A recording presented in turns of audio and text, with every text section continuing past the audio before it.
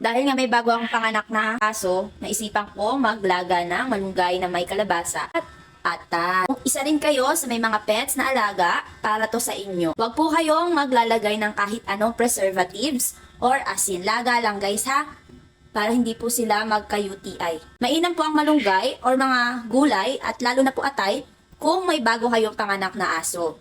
Para po pangpalakas at masustansya ang masususo ng ating mga puppies. Ayan, pampagatas po kasi ang malunggay. Kung makita kayo dyan mga bula-bula dito sa ating atay, tanggalin nyo guys ha, kasi yun po ay madumi. Naamoy na ng aking mga alaga ang ating niluluto guys. Iwa-iwain ko lang tong ating atay para magkasya sa ating food processor. Kung sinasama yung ating tubig sa pinagpakuluan ng ating atay, kasi yan ay madumi. Ang ilalagay kong sabaw nila yung pinagpakuluan ng malunggay. Saka mamantika po yung ating pinagpakuluan ng atay. Sobrang bilis lang guys makapino dito. Tsaka matibay po yung ating food processor. Kung gusto nyo neto, punta lang kayo sa ating Shopee Live. Meron kayo doon mga vouchers para makales kayo. Ilang taon na to sa amin pero hanggang ngayon napakalakas pa rin ng kanyang motor. Sobrang pino. Ayan o. Sobrang dali lang. Kesa maghiwa-hiwa ka na maliliit. Ito naman po ang magiging tubig ng aking bagong panganak na aso. Sobrang masustansya yan guys. Walang kolesterol. Kitang-kita nyo naman yung tubig niya. Kulay green.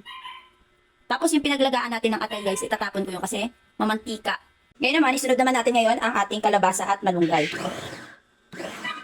O, diba? Mas na-mix siya.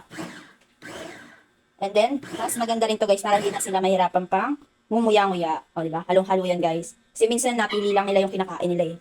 Pagka ganito, mahalo natin maiki. Napakabilis lang. Sobrang pino ng ating kalabasa. Ang syrup-syrup naman yan. Kung kayo po ay may sakiti na pets, mainam po mga ganitong klaseng pagkain pang ipakain nyo guys ha. Lalo na kung kulang sila sa dugo. O diba? Ang dami. Magkano lang ang ating atay? 60 pesos. Yung kalabasa naman, 20 lang. Tama? Tapos yung malunggay, 10 pesos lang. Kesa, hayaan yung magkasakit ang ating alaga, butas ang ating bulsa niyan. Magkano ang mga pa-clinic, pa-test, tsaka yung mga gamot. Diba? Kung mahal natin ang ating mga alaga, mainam na alagaan din natin sila, lalo na sa pagkain guys ha. Huwag puro treats. Huwag puro mga table food. Ayan, laga lang dapat guys, walang mga asin-asin or food coloring, condiments, or preservatives. Ang sarap naman! Ang loops talaga yun eh. O, diba? Atensyon na kayo guys ha, may pugo kasi kami, kaya maingay. Gustong gusto nila yan. Ayan o. Lalo na mainit-init pa. Yung init niya guys, tama lang. Hindi na sobrang init, hindi na sila mapapasok. Ayan siya o.